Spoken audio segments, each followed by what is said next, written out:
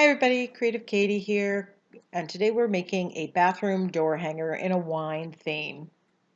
So I have the door hanger, the wooden door hanger. I've sanded it, I've applied a coat of gesso, and now I'm going to apply some modeling paste through this stencil.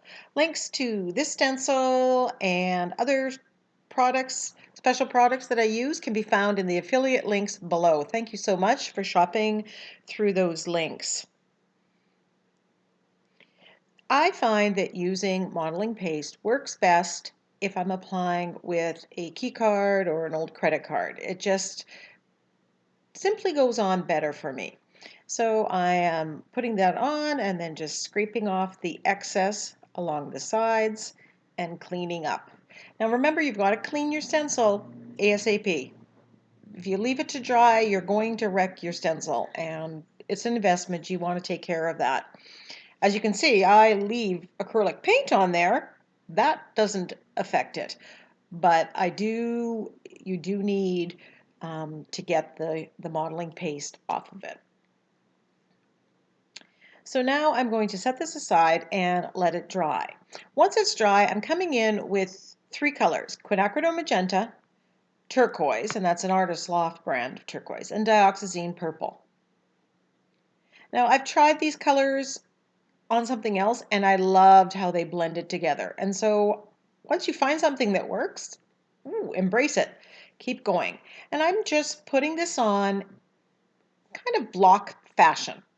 I'm just color blocking it in different places. And where it overlaps, if it's wet, they're going to blend. These colors are all going to play nice together. They're next to each other on the color wheel, so they will make nice blended colors. They're not going to make mud. But if you had picked a different color and it does make a brown tone that you don't like, just simply take a baby wipe and wipe it up and get rid of it. And if you're not sure, just take the two colors, mix them together and see what you get. If you get a tone that you are happy with, then by all means use that. You can do a similar project like this with your own color scheme.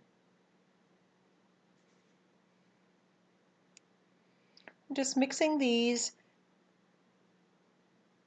on, and as usual, you're seeing me, I'm using my fingers. You'll find me typically I'm applying paint with my fingers, or I'm applying paint with a makeup sponge. I find that works best for how I'm doing art, but you can absolutely be using a brush if you'd like. I'm really working it into the modeling paste to make sure it's all covered. Now, because you're working on a small surface here, you have to be careful that you don't blend too much and end up with one tone.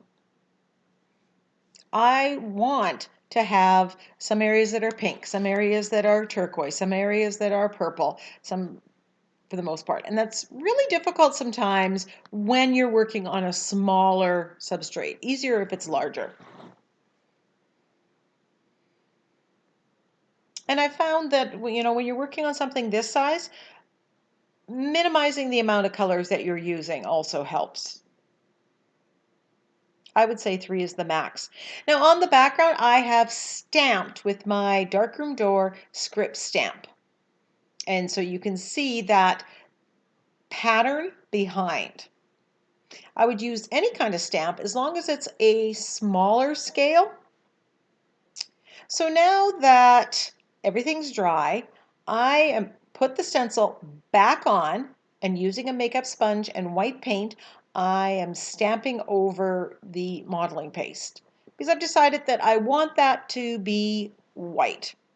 Now, I could have put on the paint and then put modeling paste on top that was white and called it done. So there's two ways of getting the same effect. But I tend to either colorize my modeling paste like this, or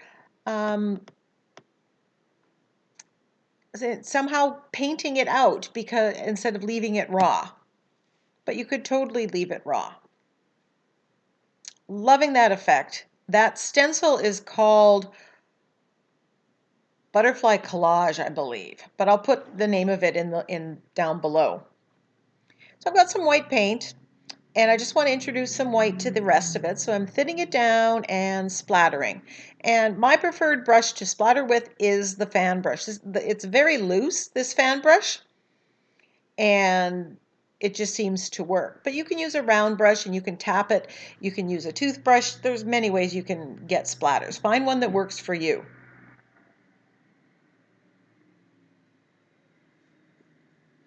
So now when I started this, I didn't know that I was going to put the Julie Nutting doll, or how it was going to turn out. But through, a few of the ideas that I had, I auditioned several, and this is what I went with. Now, this is a Julie Nutting doll, and she has been stamped and cut out of mixed media paper. The same paper right out of my Canson mixed media books.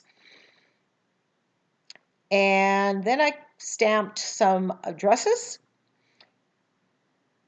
from my gel prints and my collage papers, and I'm just trying them on, seeing what looks good in the closet. And I really like this one. It basically has that slate blue permanent, and then it has the quinacridone magenta in it, and it seems to work with whatever's in the background. Now I have a whole bunch of these stamped out because I've been doing a lot of this, and then I just kind of match it to whatever color background I have. You could also have painted the dress, but I really like the fun quality of using those gel prints. You get far more detail and interest than if you were to just paint it on. And this says, I take baths because it's hard to drink wine in the shower. Now looking back at this, I'm thinking that the sentiment was just a smidge too big. I should have made this a little smaller. Live and learn. So once it dries, there you can see that color really goes with the turquoise in there. I'm just going to use an X-Acto knife and cut it off. I just find that's a little cleaner and easier than using scissors.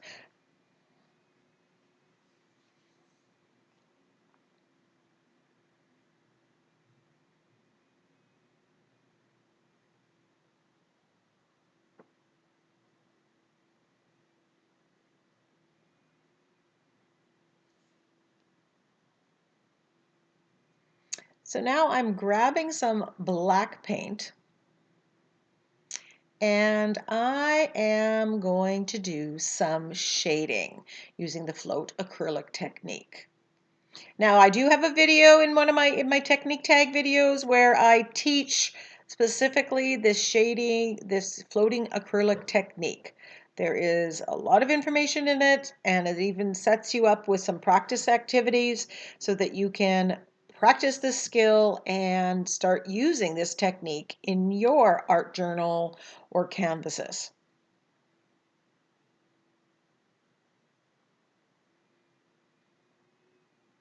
So if you hit the I at the top, that should take you to the video that I'm talking about.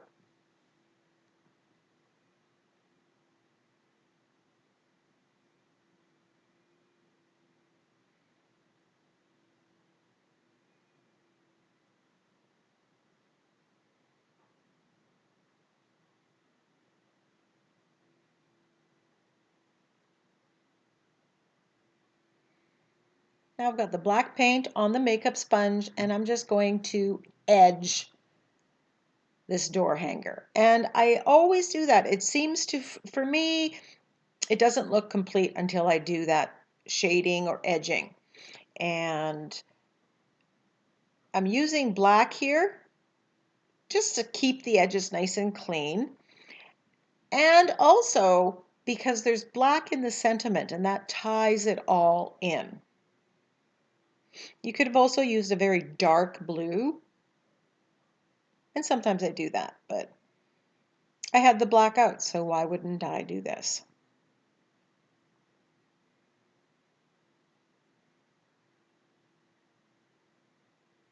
Now, if you don't have these Julie Nutting doll stamps, you can cut out a girl out of a magazine. and use her.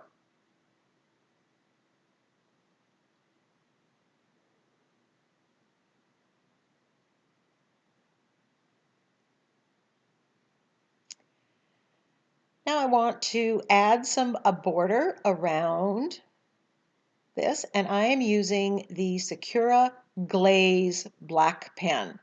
And I've fallen in love with these. And I know I've been saying that, but I'm so glad that I finally gave these a try. My friend Nikki uses them all the time and has been singing their praises forever. I finally ordered some, and now I've ordered several more off of Amazon. They go on bold, they're a bit dimensional, and they're shiny. They're just so perfect for doing smaller scale things.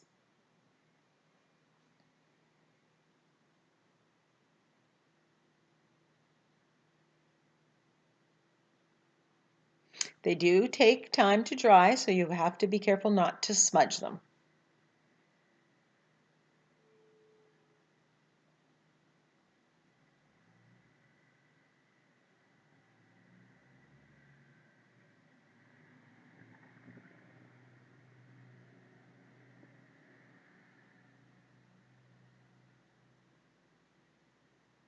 So I'm going to thank you for watching.